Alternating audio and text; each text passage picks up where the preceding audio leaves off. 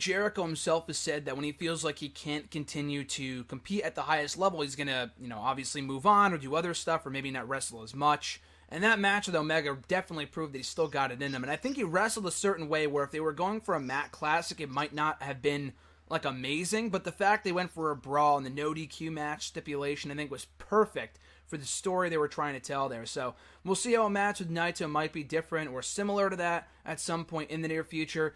And with WWE, I think it all really that it comes down to, is there a reason for him to be back? Like, is there someone that there is worth working with? Like in 2016, he had AJ Styles, and he was working with Kevin Owens, which was amazing. If it wasn't for that Kevin Owens angle, he probably would have left a lot sooner than he did. So is there really that someone in WWE right now that he has not yet worked with?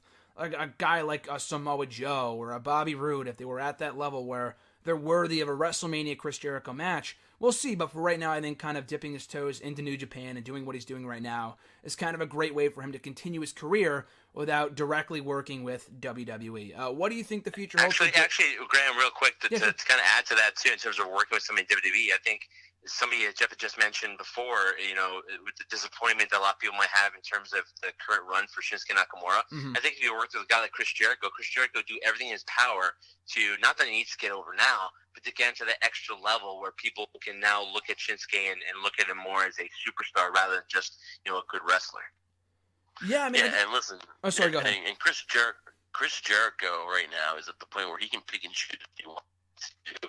Chris Jericho is at that level now. He's at that place where, like, if it's interesting, he's going to do it. Just the whole thing where, the whole thing where guys was like, hey, I put make it to the home.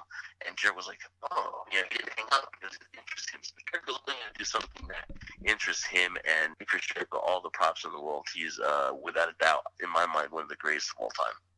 I mean, I think there's no doubt that he is. I mean, after the run, obviously that he's had in the last year and a half, but when you add that to everything else he's accomplished over the course of his career, from the WCW stuff, the early WWE stuff, the mid-2000s stuff, I don't really think there can be a doubt in the world that the guy is obviously a future Hall of Famer, and one of the best of all time, continuing to reinvent himself every single time people say, oh, you're done, he's getting old, it's getting stagnant. He always continues to reinvent himself, whether it's in New Japan or in WWE. So I'm looking forward to seeing what the year holds for the Alpha, for Chris Jericho in 2018, no matter where he ends up next. Hey, maybe we see him in Ring of Honor. Maybe we see him in Impact. I doubt it. But, hey, his good friend Don Callis is working over there now, so we never really know where we might see Jericho end up in the near future.